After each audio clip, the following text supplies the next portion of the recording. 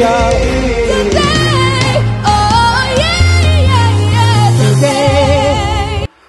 Shalom bien-aimés dans les seigneurs, je suis Madame Christine Kamaté et aujourd'hui nous allons parler de demander.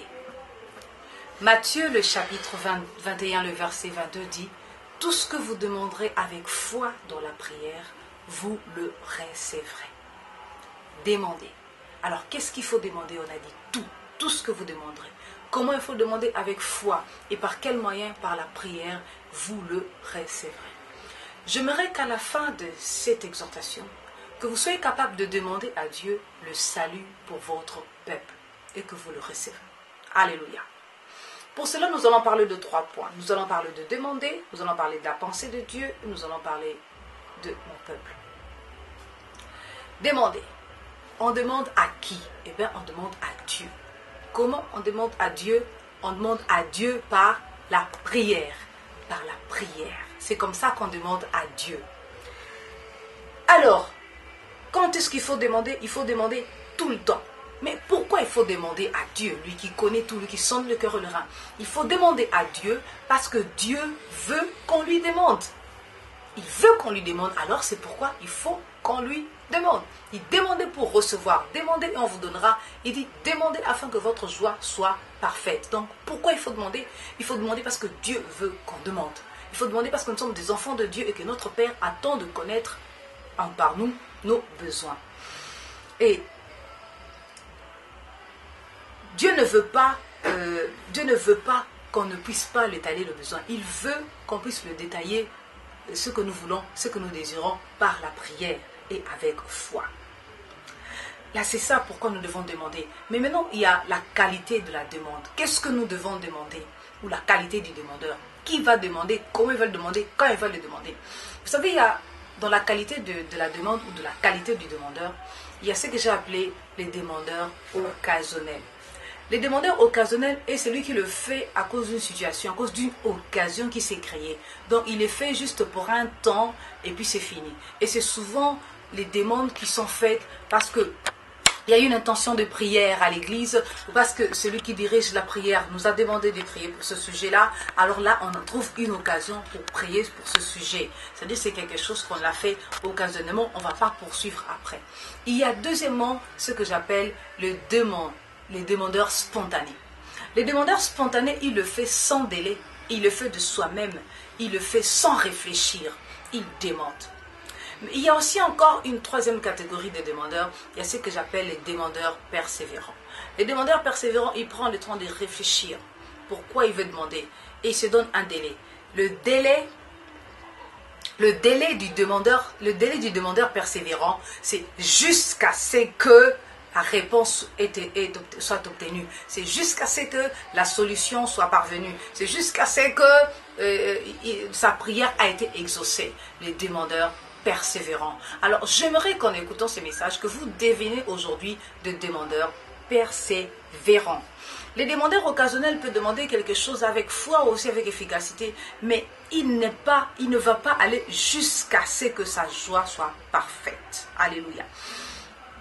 Et comment il faut demander? Il faut demander avec foi, dans la prière et avec persévérance. Ce que j'aimerais souligner dans comment il faut demander, il faut savoir que lorsque nous demandons à Dieu, Dieu nous donne toujours. En tout cas, Dieu nous donne toujours. Parce qu'il est fidèle, il nous donne toujours. Et là, quand j'ai eu cette révélation, ça m'a fait beaucoup de bien.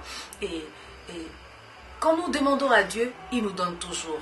Mais vous allez me dire, mais pourquoi est-ce que moi j'ai demandé plusieurs fois à Dieu que jusque-là, je n'ai encore rien obtenu de tout ce que j'ai demandé à Dieu?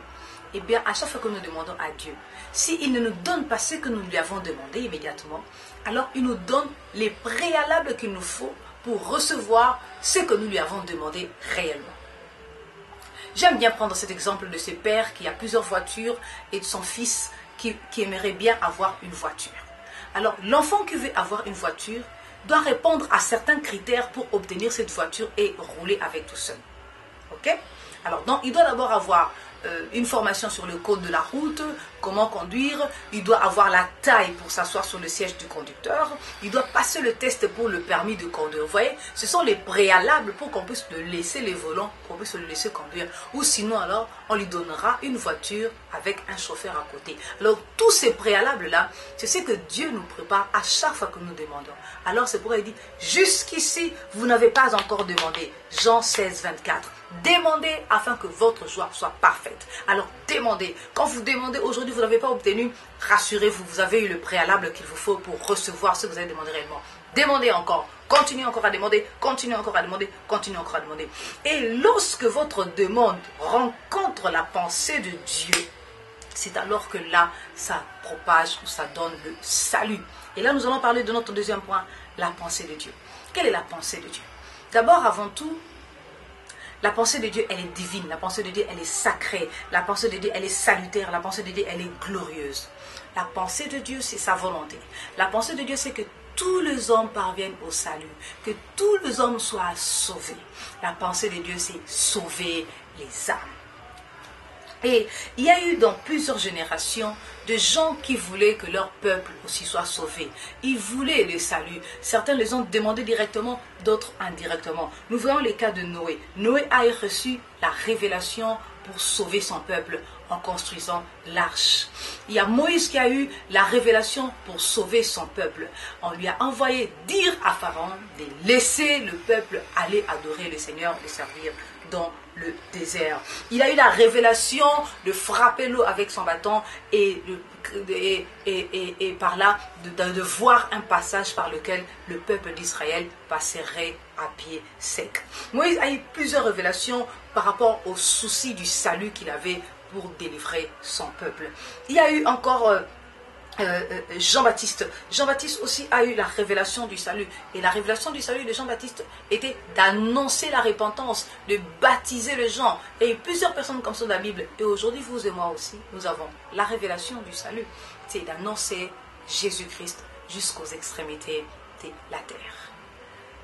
Tout ce que vous demanderez par la foi, en priant, vous le recevrez. Et lorsque votre demande rencontre la pensée de Dieu, vous recevez le salut. J'aimerais que vous puissiez demander le salut pour votre peuple. Qui est mon peuple? Mon peuple, ce n'est pas seulement les personnes, l'ensemble de personnes comme il est défini dans le cours de civisme, dans le cours de civisme ou de morale. Et ici, j'aimerais définir mon peuple comme toutes ces personnes-là qui sont directement attachées à moi.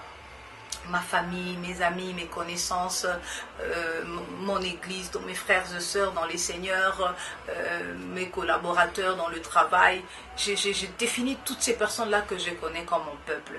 Mon peuple est attaché à mon cœur. Quand mon peuple va mal, mon cœur va mal. Quand mon peuple souffre, mon cœur souffre. Alors j'aimerais aujourd'hui que vous vous sentiez concernés à demander par la foi à Dieu dans la prière le salut pour votre peuple, le salut pour votre cœur, le salut pour votre sentiment, le salut pour votre famille, le salut pour votre ministère. Jusqu'ici, vous n'avez pas encore demandé. Demandez afin que votre joie soit parfaite. Jusqu'ici, vous n'avez pas encore obtenu ce que vous avez réellement demandé. Vous êtes encore au préalable. N'arrêtez pas. Continuez à demander. Voulez-vous le salut pour votre peuple? N'arrêtez pas. Soyez un demandeur persévérant jusqu'à ce que le salut paraisse comme l'aurore. Que Dieu vous bénisse et à la prochaine vidéo, nous allons voir comment prier pour recevoir. Que Dieu vous bénisse.